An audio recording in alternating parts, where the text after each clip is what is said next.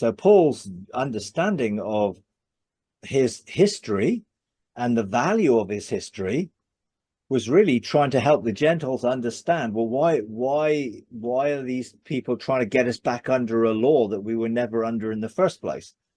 And of course, Paul didn't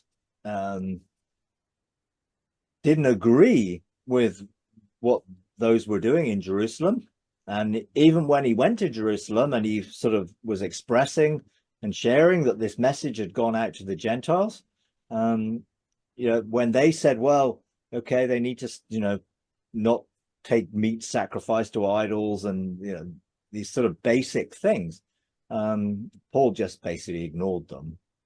And when Peter came to meet with him and was fellowshipping with just Gentile believers, then when Judaizers came from Jerusalem, Paul separated himself from them, and Peter did, and Paul called him a hypocrite, for that, because there was no separation. There were not two groups anymore. There was just one group of people who were included in Christ. So we have this understanding that how Jesus was trying to help them understand that this system had no value and was coming to an end and would end within that generation fully.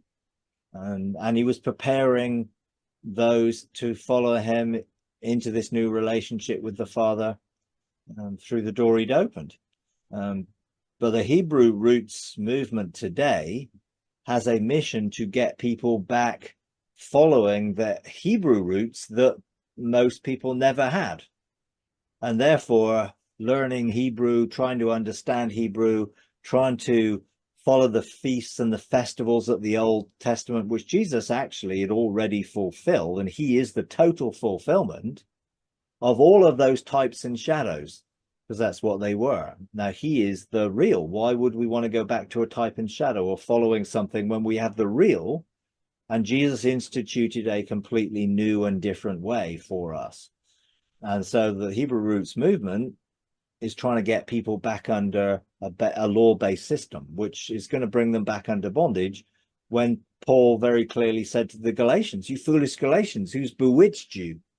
You started out in grace and now you want to go back under a law that effectively you can't keep. So Paul was very, very clear that there was only one group of believers, and those were those who were included in Christ, which actually included all the Jewish believers. They just didn't accept it and follow Jesus.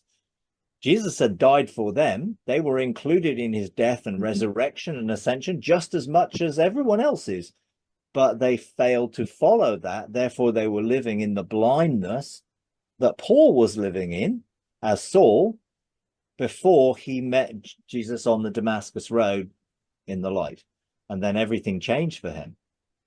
So Jesus has completed the work. It is finished and it is available to all, but not all choose to enter into it. And unfortunately, that means they're living less than kind of lives. They're not living the life of a son.